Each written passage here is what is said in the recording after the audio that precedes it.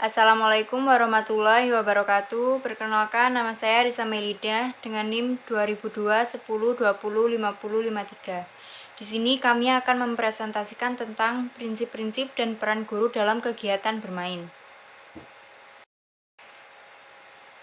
Yang beranggotakan Risa Melida dengan akhir NIM 5053, Indah Lailatul Sofa dengan akhir NIM 5061, Nawang Wulandari dengan akhir NIM 5077, Salsabila Clara Pramestia dengan NIM 5117. Di sini kami akan membahas beberapa subtopik. Yang pertama yaitu ada prinsip-prinsip bermain, yang kedua yaitu ada prinsip merancang kegiatan bermain, yang ketiga yaitu peran guru dalam kegiatan bermain. Berikutnya yaitu ada prinsip-prinsip bermain menurut Elkonin. Yang pertama yaitu mengembangkan diri dalam memahami keadaan. Bermain merupakan kegiatan menyenangkan yang dapat dilakukan secara berkelompok maupun sendirian. Baik berkelompok maupun sendirian, bermain mampu membuat anak mengembangkan dirinya sehingga dia mampu memahami keadaan. Sehingga dalam hal ini, anak akan menuju perkembangan yang lebih kompleks dari segi sosial maupun emosionalnya. Segala hal yang terjadi selama kegiatan bermain akan melatih psikologis anak. Ketika anak sedang bermain dan ditempatkan dalam berbagai keadaan, maka anak akan mengamati keadaan tersebut untuk pertama kali. Selanjutnya, anak akan mengenal keadaan sekitarnya dan kemudian anak akan memahami keadaannya. Yang kedua yaitu ada berimajinasi dalam mengembangkan kreativitas. Memanfaatkan imajinasi untuk mengembangkan kreativitas dan inovatif dalam bermain tidak hanya bermanfaat bagi perkembangan sosial emosi anak, namun bermain juga dapat mengembangkan kreativitas dan inovasi anak. Mulai bermain, anak menggunakan imajinasinya untuk membayangkan hal-hal yang diinginkan. Melalui imajinasi ini, anak dapat membuat rekayasa atau replika guna menggantikan objek nyata dalam imajinasinya. Contohnya, ketika anak bermain peran sendiri, anak akan menganggap bonekanya menjadi anaknya, lalu berbicara seolah-olah anak itu sebagai ibunya dan lain sebagainya. Yang ketiga yaitu kemampuan menempatkan sudut pandang. Adanya kemampuan untuk menempatkan sudut pandang orang lain dalam bermain, kemampuan sosial emosi anak akan berkembang seiring berjalannya waktu. Sehingga kemampuan sosial emosi ini cenderung berkembang ketika anak bermain. Prinsip ini lebih mengarah kepada kegiatan bermain secara berkelompok. Ketika anak bermain secara berkelompok, anak akan terikat dengan aturan-aturan permainan yang telah ditentukan. Adanya negosiasi dalam permainan yang dilaksanakan merupakan hal yang lumrah. Tak jarang anak-anak mengganti aturan bermain sesuai dengan kesenangan dan kemauan mereka. Adanya perubahan aturan bermain akan terjadi seiring berjalannya waktu dan menyesuaikan dengan keadaan di lingkungan sekitar. Yang terakhir yaitu ada menunjukkan kehati-hatian dalam bermain. Hal ini lebih menekankan bahwa setiap kegiatan bermain yang dilakukan harus berada pada kondisi yang aman dan nyaman. Karena adanya aturan-aturan tertentu dalam suatu permainan, maka anak dituntut untuk menunjukkan kehati-hatiannya, baik itu dalam hal menaati peraturan yang telah ditetapkan maupun menjaga dirinya agar tetap aman. Di sini saya akan menjelaskan tentang prinsip-prinsip bermain menurut Fadilah tahun 2019. Yang pertama, adanya tujuan yang jelas. Secara umum, bermain dilakukan hanya untuk mendapatkan kegembiraan maupun kepuasan. Namun tujuan bermain dari masing-masing anak tentunya memiliki perbedaan. Berbagai tujuan yang dapat dicapai dalam bermain seperti anak ingin secara langsung bereksplorasi, bereksperimen, dan berimajinasi. Dari berbagai tujuan ini menuju pada tujuan umum anak, yaitu mencapai kegembiraan dan kepuasan. Yang kedua, adanya kebebasan. Bermain dapat dilakukan kapanpun dan dimanapun. bermain bebas dilakukan oleh anak tanpa paksaan siapapun, sesuai dengan keinginannya. Aturan-aturan dalam bermain juga bebas ditentukan oleh anak sesuai dengan kesepakatan bersama apabila anak bermain secara berkelompok. Kemudian yang ketiga, adanya proses. Acuan yang mendasari kegiatan adalah sebuah proses dalam bermain. Hasil permainan tidak ditekankan dalam kegiatan pengoptimalan tumbuh kembang anak. Sebab perkembangan pada anak terjadi ketika proses bermain, bukan hasil ketika telah bermain. Menang atau kalah dalam sebuah permainan merupakan hal yang wajar. Melalui proses dalam bermain ini, anak akan membentuk pribadi yang mandiri, kreatif, dan memiliki rasa tanggung jawab yang tinggi. Kemudian, yang keempat, memperhatikan keselamatan. Hal yang paling penting dalam kegiatan bermain adalah adanya rasa aman bagi anak. Permainan membahayakan bagi anak seperti membuat anak luka ataupun cedera. Maka, permainan tidak dapat dilanjutkan kembali, sebab konsep dasar dari suatu permainan adalah kegembiraan. Jadi, apabila terdapat sesuatu yang membahayakan, maka tidak termasuk dalam permainan. Oleh karena itu, orang tua ataupun guru perlu mengetahui permainan apa yang boleh dimainkan oleh anak, sehingga orang tua ataupun guru mampu mengontrolnya. Kemudian yang kelima, menyenangkan dan mampu dinikmati. Konsep dasar permainan adalah menyenangkan dan mampu dinikmati. Oleh karena itu, bermain haruslah mengandung hal-hal yang menyenangkan, menggembirakan, dan menimbulkan rasa semangat dalam diri anak. Assalamualaikum warahmatullahi wabarakatuh. Saya Indah Laila Tusofa dengan NIM akhir 5061 akan memaparkan materi mengenai prinsip-prinsip dalam merancang kegiatan bermain. Sejauh ini kita telah mengetahui bahwasannya kegiatan pembelajaran pada pendidikan anak usia dini terintegrasi dengan kegiatan bermain. Oleh karena itu, kita juga seringkali mendengar adanya istilah-istilah belajar sambil bermain ataupun bermain sambil belajar. Dalam merancang kegiatan bermain ini, kita perlu memperhatikan beberapa hal atau beberapa prinsip.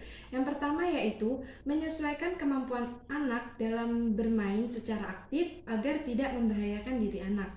Kita juga telah mengetahui bahwasannya dalam diri anak memiliki perbedaan-perbedaan dengan anak yang lainnya, baik itu dari segi kemampuan, bakat dan minat, ataupun hal-hal yang lainnya. Nah, adanya perbedaan ini menuntut kita untuk merancang kegiatan bermain yang beragam dan beragam bermacam-macam sesuai dengan kebutuhan-kebutuhan yang ada dalam diri anak, terlebih pada kemampuan-kemampuan yang ada dalam diri anak. Contohnya, jika ada dua orang anak di mana si A memiliki kemampuan fisik yang kuat, energik, atau sebut saja dia memiliki kemampuan fisik yang normal, sedangkan si B dia memiliki kemampuan fisik yang lemah, baik itu disebabkan oleh penyakit ataupun keadaan-keadaan fisik yang lainnya. Nah, adanya dua jenis anak ini memiliki di mana masing-masingnya memiliki perbedaan. Kita tidak bisa mencampurkan dua anak ini dalam satu jenis permainan saja. Kita harus membedakan anak ini dalam berbagai permainan sesuai dengan kemampuan yang dimiliki oleh masing-masing anak. Prinsip yang kedua yaitu mendukung atau mendorong perkembangan anak di berbagai bidang aktivitas bermain.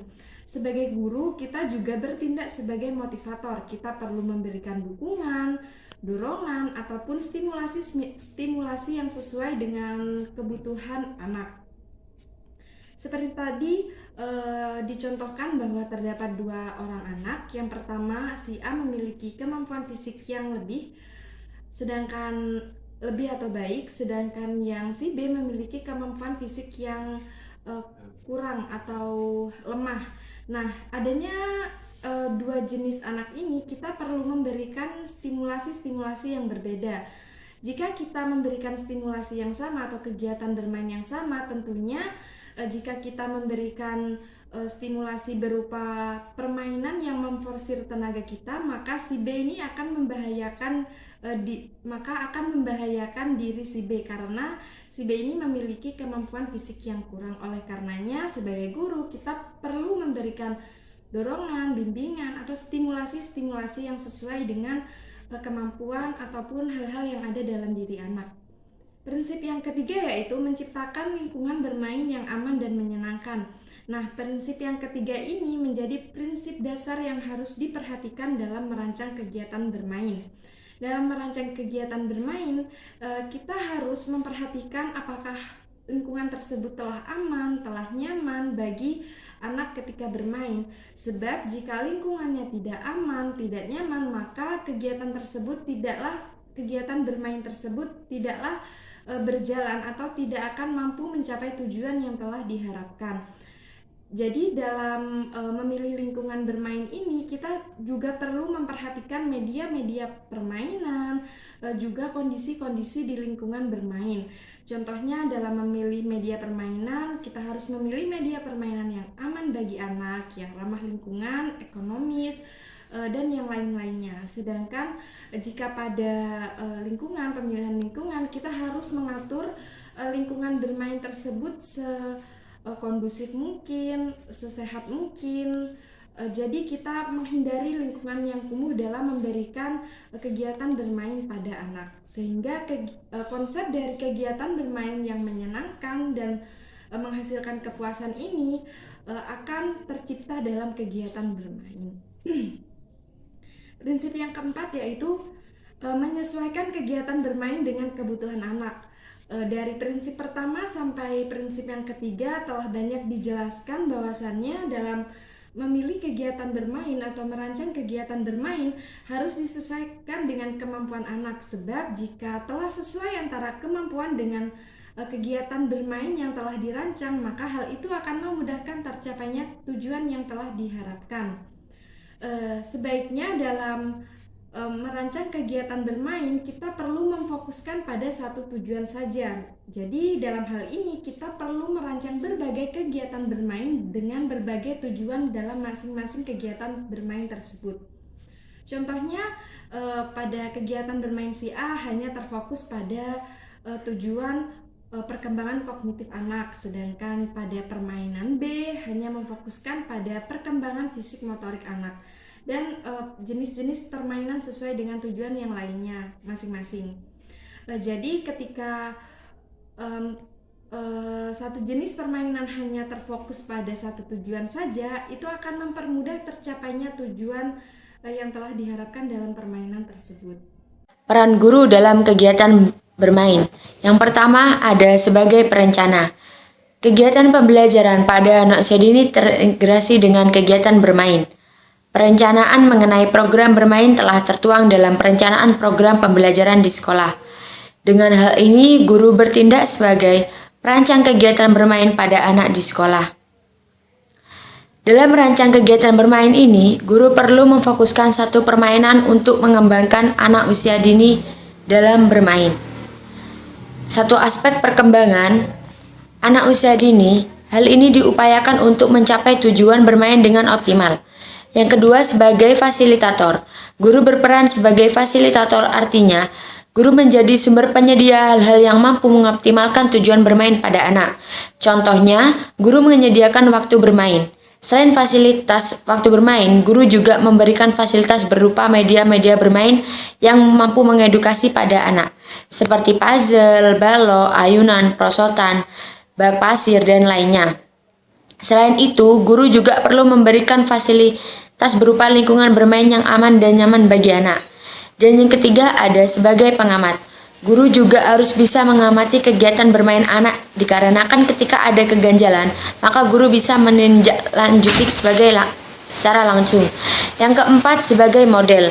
Guru juga sebagai contoh yang baik dalam memberi permainan, karena guru adalah contoh yang baik untuk anak didiknya. Yang kelima, ada motivator. Sebagai motivator, guru harus mampu memberikan stimulasi yang tepat kepada anak, sehingga tujuan bermain yang telah ditentukan tepat tercapai dengan optimal. Selain itu, peran guru sebagai motivator juga harus memberikan semangat dan tindak membimbing harus mengalami kesulitan dalam bermain. Yang keenam, ada sebagai teman. Guru berperan sebagai teman akan memudahkan guru dalam mengetahui perasaan ataupun karakter-karakter anak. Sebab ketika guru berperan menjadi teman, maka anak akan leluasa bercerita dan membagi hal-hal yang membuat anak merasa tidak nyaman ketika bermain. Nah, itulah ada 6 peran guru dalam kegiatan bermain. Itu tadi presentasi dari kelompok kami, kurang lebihnya mohon maaf. Sekian dari kami, wassalamualaikum warahmatullahi wabarakatuh.